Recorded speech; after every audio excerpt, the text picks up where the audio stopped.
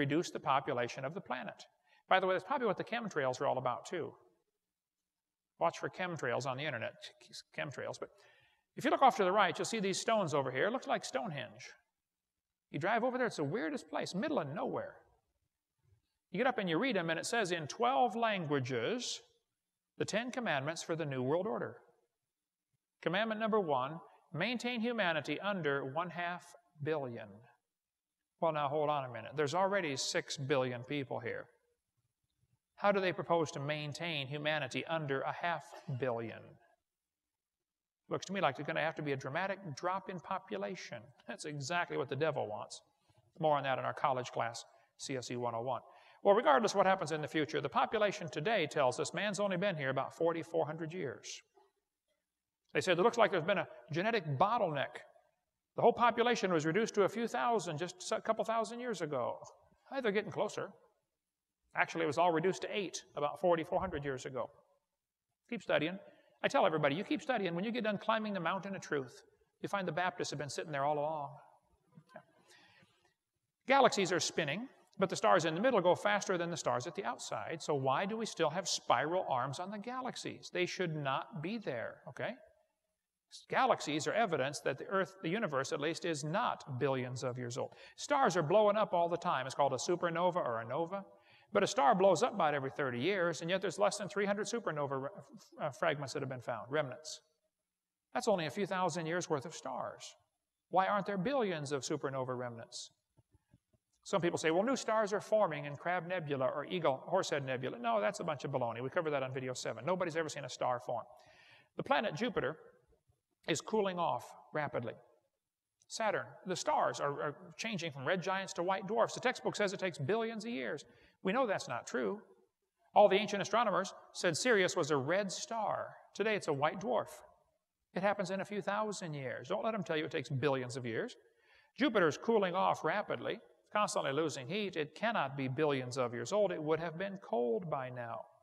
Jupiter's moon Ganymede has a strong magnetic field, indicating a liquid core, meaning it is not billions of years old. Saturn's rings are expanding away from the planet. They cannot be billions of years old. There's more about that in the book In the Beginning by Walt Brown. Excellent book, by the way. The moon goes around the Earth. How many knew that already? The moon goes around the Earth. Did you know as the moon goes around the Earth, it's gradually getting farther away? We're slowly losing the moon.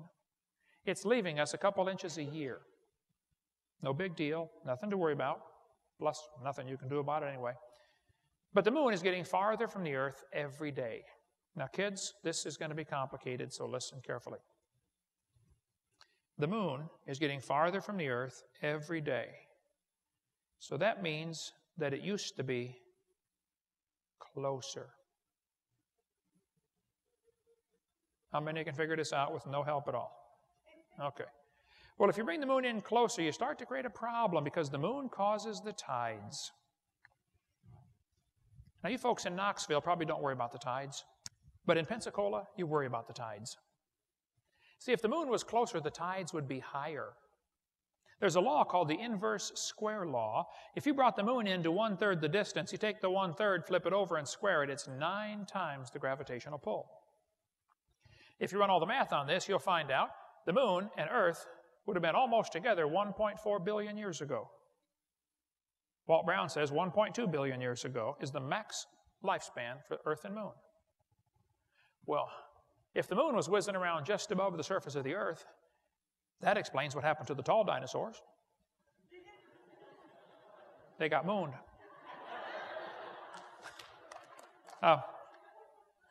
Comets are flying around through space, but comets are constantly losing material. I mean, stuff blows off the tail of a comet. You can't just keep losing, okay? Pretty soon it's gone. You know, it's kind of like your checkbook. See, if your outgo exceeds your income, your upkeep will be your downfall every single time. Well, these comets are always losing material. That's something you just can't keep doing forever. Most astronomers say comets can't last more than about 10,000 years. Okay, well then I have a question. Why do we still have comets out there? They should all be gone by now. I mentioned in a seminar years ago that comets is an indication that the solar system is less than 10,000 years old, and an atheist went home and devoted an entire website against me, anti-Hovind website. There are now over 1,000. One guy told me there's closer to 2,000 anti-Hovind websites. I'm so proud of myself. My son and I answer most of them on our video series, Answering the Critics. And we also have a radio program every day. People can call in, ask their questions. It was the Creation Science Hour. It's now an hour and a half, 4:30 to 6 every day, Central Time, right on the internet. Go to drdino.com and click on follow the links to the Creation Science Hour. You can write in with your questions. We get people calling from all over the world that are really angry because they believe in evolution. Well, this one scoffer on his website said, Hovind, don't you know that a Dutch astronomer back in 1950, his name was Jan Oort, he proposed, it means he hoped, he wished, he prayed, that there was a great shell of comets out there, and new ones keep coming in to replace the old ones that are burning out.